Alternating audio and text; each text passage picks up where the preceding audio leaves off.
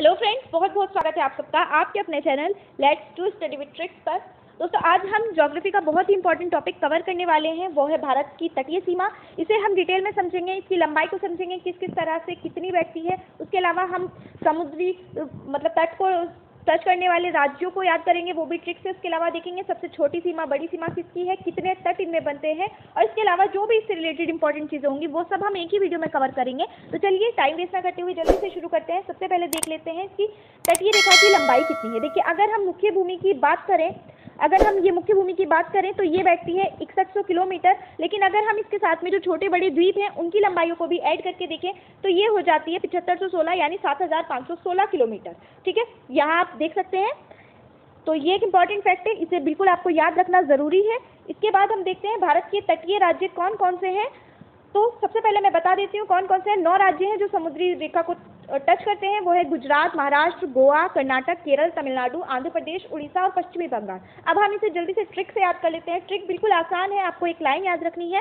वो लाइन है, रात म्हारे गांव में करीना के मिलन को अंधेरे में उड़कर बगुले आए। रिपीट करती हूँ, रात म्हारे गांव में करीना के मिलन को अंधेरे में उड़कर बगुले आए। ठीक है, यानी कोई इंसान कह रहा है कि रात मेरे गांव में करीना से मिलने के लिए अंधेरे में उड़कर बगुले आए थे। ठीक है, तो अब हम देखते हैं इससे कौन कौन से राज्य रिलेट हो रहे हैं। देखिए, सबसे पहले रात से रिलेट होगा गुजरात, फिर म्हारे से होगा महाराष्ट्र, फिर गांव से हो जाएगा गोवा, करीना से हो जाएगा कर्नाटक, करीना हो रहा है ना रिलेट, के से हो जाएगा केरल, मिलन से हो जाएगा तमिलनाडु। देखिए मैं आपको दिखाती हूँ, देखिए यहाँ मिल से हो जाएगा तमिलनाडु, फिर हो जाएगा अंधेरे से हम आंध्र को रिलेट करेंगे तो आंध्र प्रदेश हो जाएगा, उड़कर में उड़ से उड़ीसा बनता है, फिर बगुले से हो जाएगा पश्चिमी बंगाल। ठीक है, तो हमारे 9 के 9 राज्य इसमें आ गए। तो फिर से रिवाइज करते हैं, रात म्हारे गांव में करीना के मिलन को अंधेरे में उड़कर बगुले आए। रात से हो जाएगा गुजरात, म्हारे से हो जाएगा महाराष्ट्र, गांव से हो जाएगा गोवा, करीना से कर्नाटक, के से हो जाएगा केरल, मिलन से तमिलनाडु, अंधेरे से आंध्र प्रदेश, उड़कर से उड़ीसा और बगुले से पश्चिमी बंगाल। ठीक है, ये हमारा कवर हो गया। उसके बाद मैं आपको यहीं पर बता दूं, सबसे लंबी सीमा जो बनाता है वो बनाता है गुजरात, और सबसे छोटी सीमा जो बनती है वो बनती है गोवा की। आपको भी पता होगा गोवा छोटा सा है और गुजरात ये इतना बड़ा है, तो ये इसकी सीमा रेखा सबसे लंबी है और गोवा की सबसे छोटी है। ठीक है, अब हम आते हैं मेन टॉपिक पे, देखते हैं कैसे कैसे बनते हैं हमारे तट। देखिए, आप देख सकते हैं यहाँ गुजरात, अगर हम ये यहाँ से ऐसे शुरू करें तो ये काठियावाड़ी तट हो जाता है गुजरात का।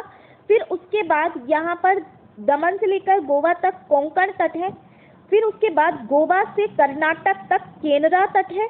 फिर कर्नाटक से लेकर केरल तक हो जाएगा मालाबार तक। ठीक है, फिर अगर हम इधर साइड आए तो देखते हैं, देखिए यहाँ पर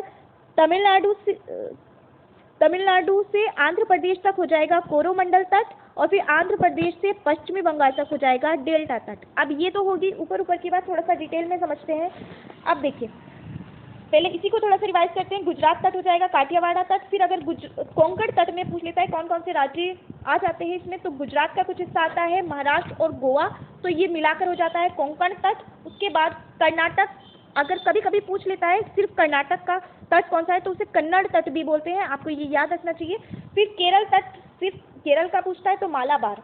इसके अलावा तमिलनाडु, और अगर यहाँ हम देखते हैं आंध्र प्रदेश, तो आंध्र प्रदेश में पूरा आंध्र प्रदेश की बात नहीं हो रही, कृष्णा नदी तक, तमिलनाडु से आंध्र प्रदेश की कृष्णा नदी तक जो है ये हो जाएगा कोरोमंडल तट। ठीक है, फिर आंध्र प्रदेश की कृष्णा नदी से बाकी का जो ऊपर का हिस्सा बचा यानी पश्चिमी बंगाल तक, ये हो जाता है उत्तरी सरकार तट। ठीक, तो ये बहुत इंपॉर्टेंट है, उत्तरी सरकार तट और कोरोमंडल तट बहुत बार पूछ चुका है, इसे आपको अच्छे से याद रखना चाहिए। ठीक है, और यहाँ पर क्योंकि ये विवाद चल रहा है कृष्णा नदी वाला, तो आप इसे अच्छे से याद रखेंगे कि तमिलनाडु से आंध्र प्रदेश में कृष्णा नदी तक ही है कोरोमंडल तट, और फिर बाकी का जो कृष्णा नदी से बचता है पश्चिमी बंगाल तक वो है उत्तरी सरकार तट। ठीक है, फिर अच्छा कभी कभी क्या करता है, ये पूछ लेता है सिर्फ आंध्र प्रदेश का टोटल तट कौन सा है, तो उससे कहा जाता है गोलकुंडा तट। ठीक, और इसी तरह कभी कभी पूछ लेता है सिर्फ पश्चिमी बंगाल का टोटल तट क्या कहलाता है, तो वो कहलाता है बंग तट। इसे याद रखना कोई मुश्किल बात नहीं है, बंगाल से बंग आ रहा है तो वहीं से आप याद रखेंगे बंग तट। ठीक, तो इसमें सभी कुछ कवर हो चुका है, इससे बाहर क्वेश्चंस नहीं पूछता है इस टॉपिक से। आई होप आपको ये अच्छे से समझ आ गया होगा।